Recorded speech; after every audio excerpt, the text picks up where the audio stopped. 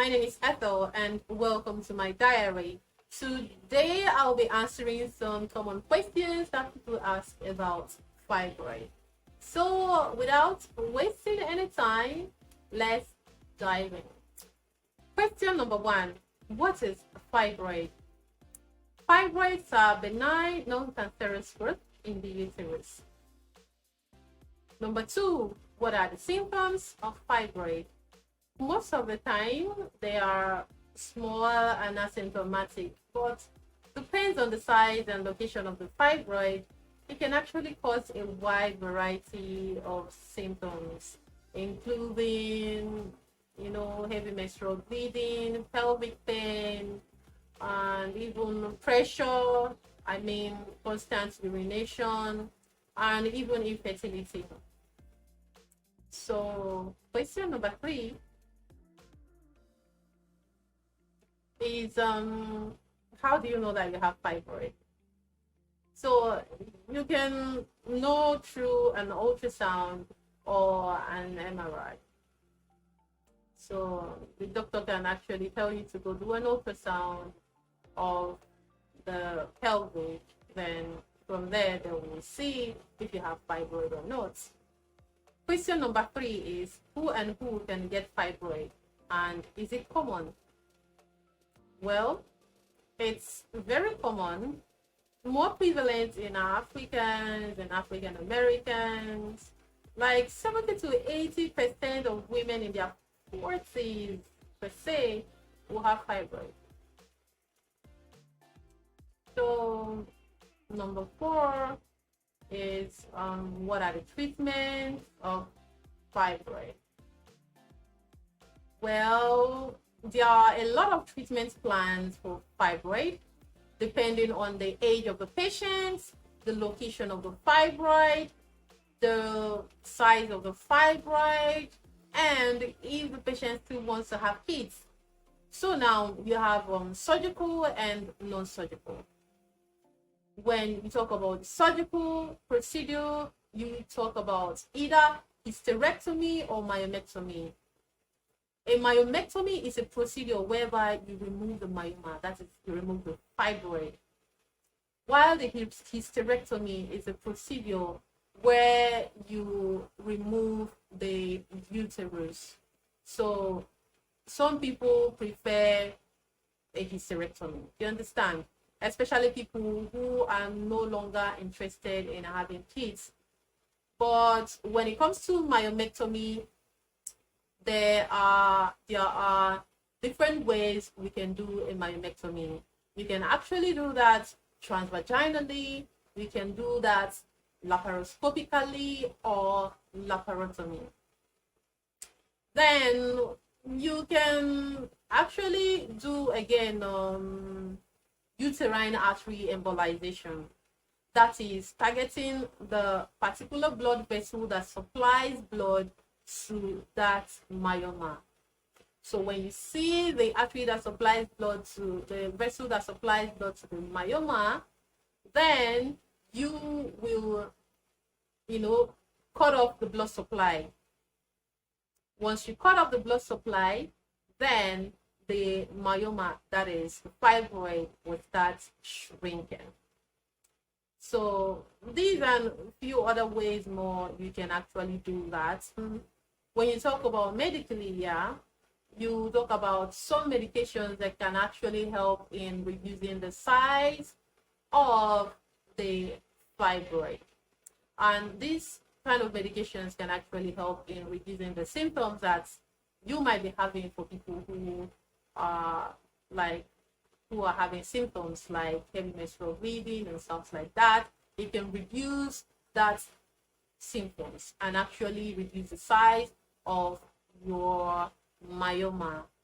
So what again am I not saying? That is just it for now. Question number 5 is, can fibroid grow back after a surgery? And the answer is yes, it can actually grow back after a surgery.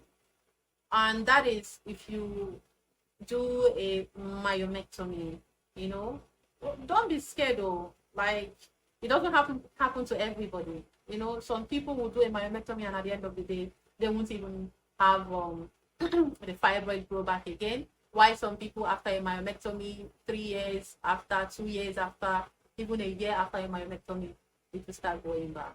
Do you understand? So, and again, if the person chooses a hysterectomy, then there's no how the fibroid is going to grow back because the uterus is going to be removed. So, and that is why it's called a uterine fibroid. You understand? So, without uterus, there will be no fibroid, right? So, that is it. Yeah, the answer is yes, we can grow back. So, that is the end of the, no, not the end. I still have one more thing. And that one more thing is the advice I have to give to people who feel or who are like thinking that maybe they have a fibroid or they are still very confused, and also for people who know that they have fibroid. But first, my advice is going for people who are still confused. Do I or do I not have fibroid?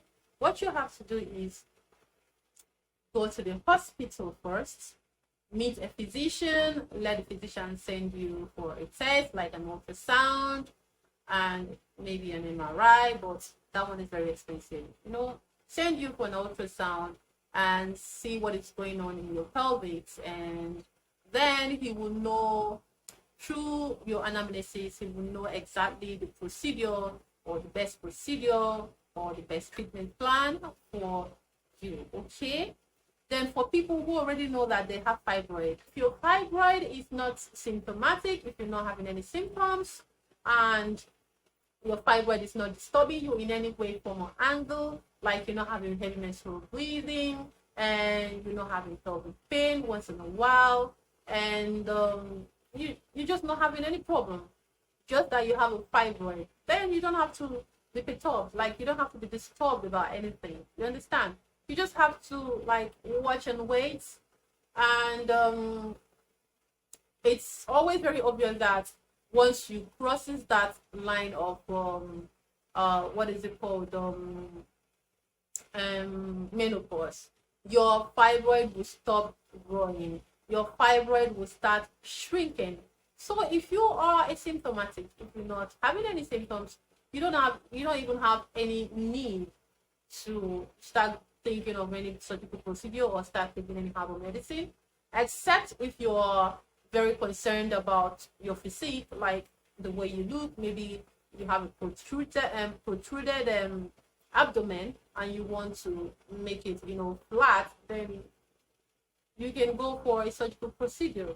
You understand? You can go remove it surgically. What again do I have to say?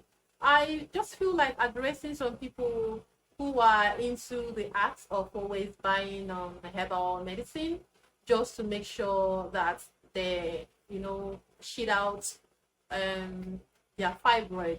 See, let me tell you, there is no link, no connection between your uterus and your rectum. You understand? There's no tunnel that links the uterus and the rectum, okay? So you cannot shit out your fibroid. It happen. You know go fit shit out your fibroid because you don't get connection. Do you understand what I'm saying? There's no connection between your uterus and your rectum. So whoever that brings up the idea or that want to sell to you something called herbal medicine and telling you that, or if after taking this particular portion that you're going to shit out all sort of fibroid in your uterus, sorry, you're not going to shit out nothing. You understand what I'm saying? Instead, you are going to purge, like you are going to purge out your intestine. Okay? So in very few cases, some people have actually delivered their fibroid, like deliver it through the vagina. Do you understand? Some people with submucosal, maybe it's pedunculated, and the thing just dropped off, and they had to deliver it. It's once in I don't know. Do you understand what I'm saying?